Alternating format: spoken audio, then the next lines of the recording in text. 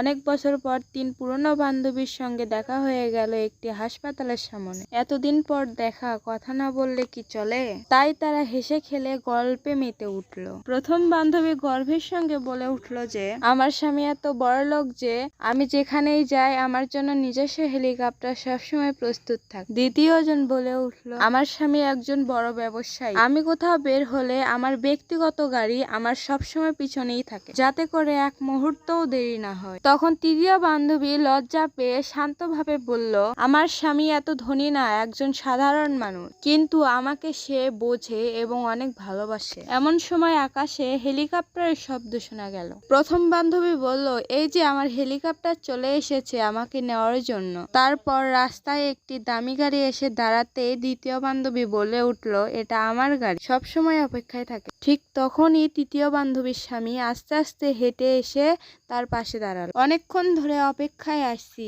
চলো এবার বাসায় যাই। এই দৃশ্য দেখে দুই বান্ধবী থমকে গেল, একে অপরের চোখের দিকে তাকিয়ে বলল, আসল ভাগ্যবতী তো আমাদের এই বান্ধবী, কারণ তার পাশে থাকে একজন সবসময় ভালোবাসার মানুষ।